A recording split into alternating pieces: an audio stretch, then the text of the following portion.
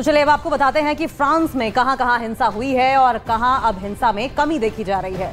ये वॉल की मदद से हम आपको बताएंगे कि फ्रांस में कौन कौन सी शहरों में अभी भी हिंसा हो रही है, क्योंकि 5 दिन हो चुके हैं और हिंसा थमने का नाम नहीं ले रही है।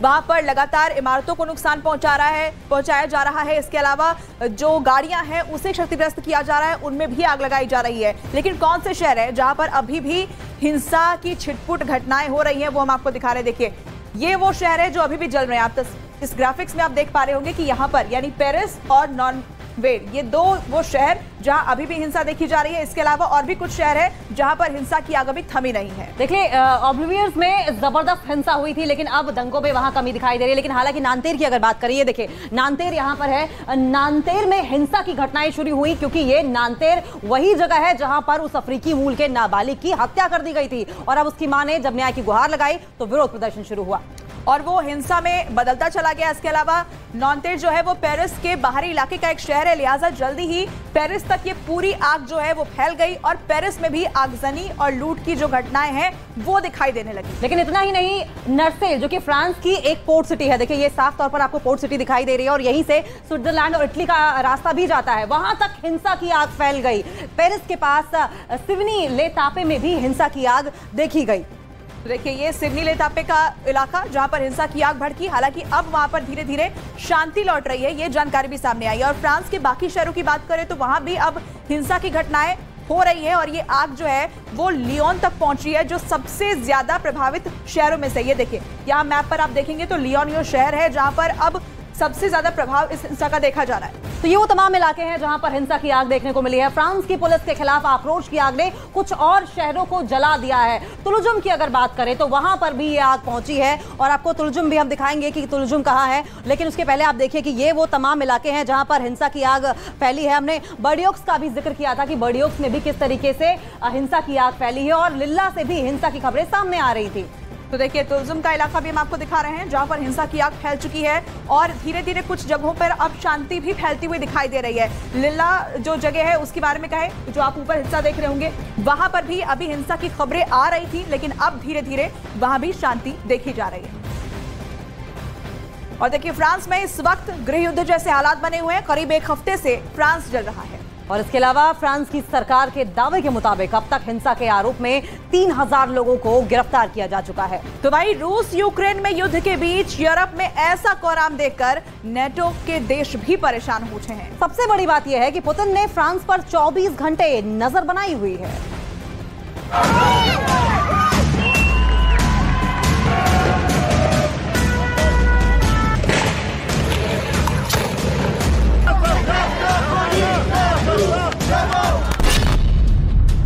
Paris, Venice, Lille, Amiens, Nanterre, Nantes, Viry-Châtillon, Dijon, Lyon, Saint-Étienne, Toulouse,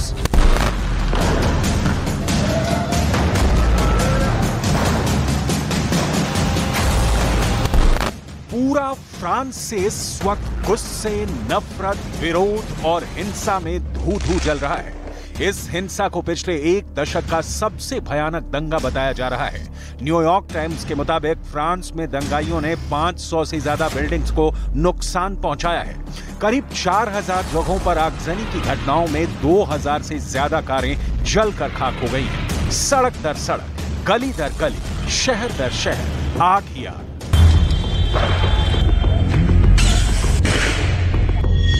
धुआं और गुबार के बीच फ्रांस का दम घुटा जा रहा है। 3 दिनों से फ्रांस में प्रदर्शनकारियों और पुलिस के बीच गोली, बम और बंदूक से बात हो रही है। 50,000 सुरक्षाकर्मी इस भीषण विद्रोह को शांत करने के लिए ड्यूटी पर लगे हैं। फ्रांस का फसाद फिर भी नहीं थम रहा। पेरिस में हिंसा से बस ट्रांसपोर्ट ठप हो गया है और दर्जनों बसें तबाह हो चुकी हैं। प्रदर्शनकारियों के निशाने पर दुकान, दफ्तर, बैंक, शॉपिंग मॉल, लाइब्रेरी और स्कूल है। लेकिन वो कहते हैं ना कि जब रोम जल रहा था तब नीरो बांसुरी बजा रहा था। तो फ्रांस के राष्ट्रपति भी यही करते नजर आए। जलते फ्रांस के बीच फ्रांस के प्रेसिडेंट क्लब में पार्टी करते नजर आए।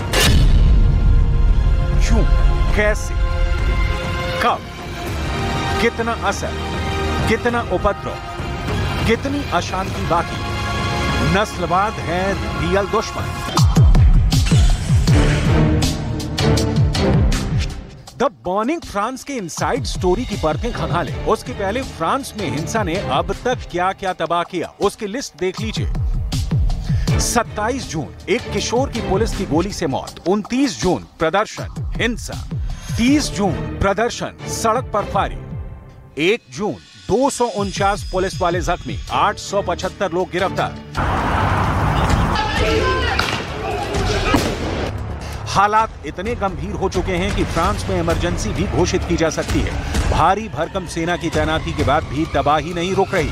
देश भर में प्रदर्शनकारियों ने 2000 कारें जला दी। पुलिस ने चौथे दिन 1000 दंगाइयों को गिरफ्तार किया है। ब्रसेल्स, फ्रांस में अल्जीरियाई मूल के किशोर की मौत पर हिंसा की आग पड़ोसी देश बेल्जियम तक भड़क उठी है। फ्रेंच मीडिया की खबरों में कहा गया है कि हिंसा के आरोप में ब्रसेल्स में 100 लोगों को गिरफ्तार किया गया है। ब्रिटेन ने अपने नागरिकों से कहा है कि वो फ्रांस की यात्रा ना करें। फ्रांस के गृह मंत्री जेराल्ड डारमेनिन ने कहा कि देश में चौथी रात हिंसा में थोड़ी कमी देखी गई और 471 लोगों को गिरफ्तार किया, जबकि तीसरी रात की हिंसा के दौरान 917 लोगों को गिरफ्तार किया गया था। फ्रांस के राष्ट्रपति क्या कह रहे हैं सुनिए, क्योंकि उनके पास जलते देश को बचाने की जो प्लानिंग है वो बिल्कुल नकारा साबित हुई है। उदाहरण आपकी स्क्रीन पर है और बाकी डिटेल आपको आगे दिखाएंगे। इस बीच राष्ट्रपति Emmanuel Macron British singer Elton John के कॉन्सर्ट में एंजॉय करने का वीडियो सामने आने के बाद उनकी आलोचना हो रही है। लोग नाराज हैं। सोशल मीडिया पर यूजर्स ने इसे राष्ट्रपति का गैर जिम्मेदाराना रवैया बताया, लेकिन फ्रांस के राष्ट्रपति ने हिंसा पर जो कहा है उसे सुनना भी जरूरी है। Et de ces décisions que nous avons prises, en appelant tous les parents à la responsabilité.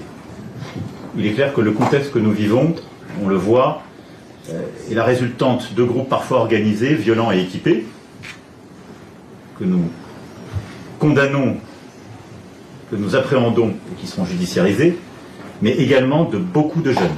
Un tiers des interpellés de la dernière nuit sont des jeunes, parfois des très jeunes. C'est la responsabilité des parents.